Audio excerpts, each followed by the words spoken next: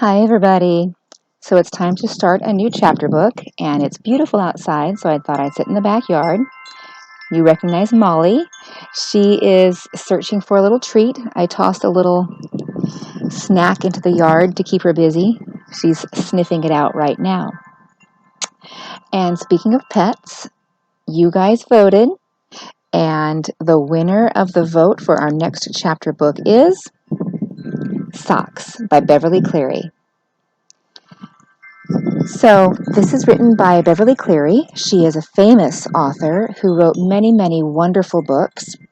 Um, she wrote about families of kids. She wrote about pets. She wrote about mice who ride motorcycles.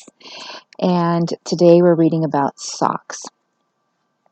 So, you know that in the back of the book, it says something about the chapter book, but I've never, I don't think, read it to you. So, today I'm going to read you the back.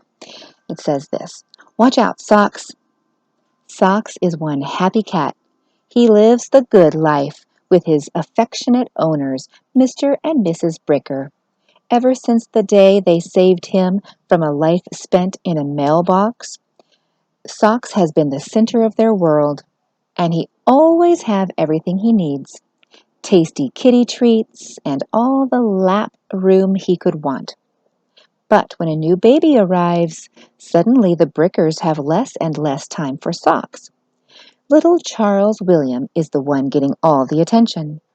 Socks feels left out, and to show it, he starts getting into all sorts of trouble. What will it take to make Socks realize just how much the Brickers care about him?" That sounds interesting. So in this chapter book, this book was written, let me look, at the copyright page. So you have the front cover, the back cover, the spine, and then sometimes in a chapter book, it will take a little part of the book and put it right here.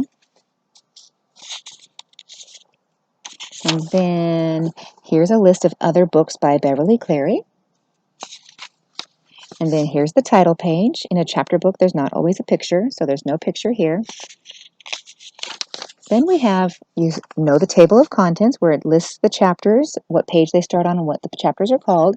There are 7 chapters in this book. And over here, where that tiny little letter C is in the circle, that's the copyright date. That means that's the date that it was written and when it was published, or when a book company bought the book and started printing it and selling it to kids. Ooh, how interesting. This was written the same year that I was born. So this book is as old as I am. 47 years old to be exact. This was written in 1973. 47 years old. That's an old book, right? Well, since this book is quite old, it might use words and sentences that you've never heard of or that don't make sense to you. So in this chapter book, our focus is going to be on the meaning of words, using the sentence and the story around the word to try to figure out what the word means. Okay? So, for example, on the back, it said, "Socks lives the good life with his affectionate owners." What do you think affectionate means? We talked about how many kitty treats he got and all the lap room. Affection means caring. Affectionate is a caring person. All right, chapter 1 is called The Kitten Sale. Uh-oh, I think Molly found a treat. She'll be coming to get a fresh one in just a second. Ready? Okay, ready, Molly? Go get it. Chapter 1, The Kitten Sale. The tabby kitten hooked his white paws over the edge of the box marked Kittens, 25 cents, or Best Offer. The girl with the stringy hair and sunburned arms picked him up and set him down in the middle of his wiggling, crawling, mewing brothers and sisters. He wanted to get out. She wanted him to stay in. The puzzling struggle had gone on all morning in the space between the mailbox and the newspaper rack. near the door of the supermarket. "Nice, fresh kittens for sale," called out the girl, whose name was Debbie. She usually held the kitten in her arms, and he expected her to hold him now. "Silly," said her brother George, embarrassed to be selling kittens with his younger sister on a summer morning. "Who ever heard of fresh kittens?" "Me," said Debbie, as she pushed the kitten down once more. Then she repeated at the top of her voice, "Nice, fresh kittens for sale." She knew she was not silly, and she enjoyed annoying her brother. The two had quarreled at breakfast. Quarreled. What does quarrel mean? I said she liked annoying her brother. That means bothering. They had quarreled at breakfast. The two had at breakfast. Let's think about their relationship. George thinks it's silly. Debbie thinks it isn't. They were annoying at breakfast. George said Debbie should sell the kittens because she played with them and that made them hers. Debbie said George should sell the kittens because she didn't know how to make change. That means to count money. So that means they had at breakfast.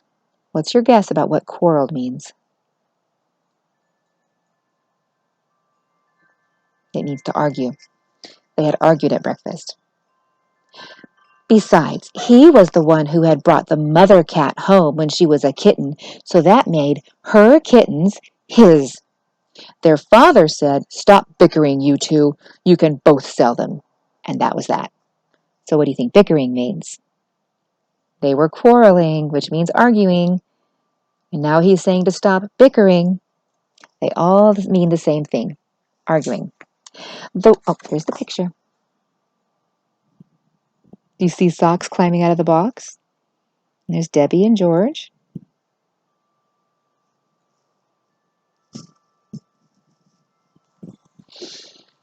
The white-pawed kitten, unaware of the hard feelings between brother and sister, tried again. He stepped on another kitten, and this time managed to lift his chin over the rim of the box, the edge of the box. His surprised blue eyes took in a parking lot full of shoppers, pushing grocery carts among cars glittering in the summer heat. He was fascinated and frightened. "Now, Socks," said Debbie, as she unhooked his claws from the cardboard, "be a good kitten." Socks' orange and white sister caught his tail and bit it. Socks rolled over on his back and swiped at her with one paw. He no longer felt playful toward his litter mate who bit his tail. Litter mate is an animal that was born at the same time as you, your brother and sister. Ready, Molly? Go get it. Now that he was 7 weeks old, he wanted to escape from all the rolling and pouncing and nipping that went on inside the box. Unfortunately, no shopper was willing to buy Socks his freedom. Several paused to smile at the sign, and then Socks found himself shoved to the bottom of the heap by Debbie.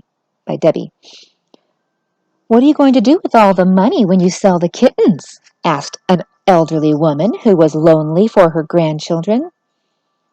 "Daddy says we should save up to have the mother cat shoveled so she won't have kittens all the time," answered Debbie. "Spayed," corrected George. "She means he said we should have the mother spayed." That means have an operation so the cat can't have babies anymore. "Oh my," said the woman, and hurried into the supermarket. "Stupid," said George. "Anyway, Dad was joking, I think." This time, Debbie looked as if she agreed with her brother that she might be stupid. That's not a very nice thing to say. "What are we going to do?" she asked, as she picked Socks from the edge of the box once more. "Nobody wants them." "Mark them down, I guess. Dad said to give them away if we had to." The boy borrowed a felt-tipped pen from a checker in the market, and while Socks peered over the edge of the carton, that means looked, crossed out the 25 cents on his sign and wrote 20 cents above it. "Kittens for sale." Debbie's voice sounded encouraging as she hid Socks under two of his litter mates. He promptly wiggled out. On a day like this, his own fur was warm enough. Why do you keep hiding Socks? George tried to look as if he just happened to be standing there by the mailbox and had nothing to do with the kittens. Because he's the best kitten, and I want to keep him, said Debbie. Dad won't let you, her brother reminded her. He says the house is getting to smell like cats. Socks found himself plucked from the litter and cradled in the girl's arms. Well, at least we can find a good home for him. Debbie was admitting the truth of her brother's statement. Her brother's right. Dad's not going to let them keep it. I don't want just anybody to take Socks. You don't see a line of people forming to buy kittens, do you? Asked George. To pass the time, he had read the headlines of the newspapers in the rack and the label on the mailbox and was starting in on reading the signs posted in the windows of the market. Socks tried to climb Debbie's t-shirt, but she held him back while she watched the faces of shoppers for signs of interest. Once, a man approached, but he only wanted to drop a letter in the mailbox. A woman paused long enough to look at each kitten and then say, No, I can't bear to think of anything as warm and furry as a kitten on such a hot day. Molly, come here. This way. Come. Good. Sit. Good sit. Here you go, baby. Wasn't that a good girl? Okay, ready? Go get it. Children entering the market with their parents begged to be allowed to buy a kitten. Just one, please, please, with their very own money. But no one actually bought a kitten. I guess it just isn't kitten weather, said Debbie. Socks struggled to get himself free from the heat of the girl's sweaty arms. Be good, Socks, said Debbie. We're trying to find you a nice home. Now, the chapters in these books are quite a bit longer than the other chapters. So, look, this first chapter still has this many pages. And on YouTube, I'm only allowed to upload a certain number of minutes on the videos. So we're going to stop right here in the middle of chapter 1. So for homework tonight, let's see. How about you tell me what kind of family you hope Socks gets? You can draw a picture or write a sentence. Draw a picture of Socks and actually just draw a picture of Socks and Debbie and George, okay? Thank you.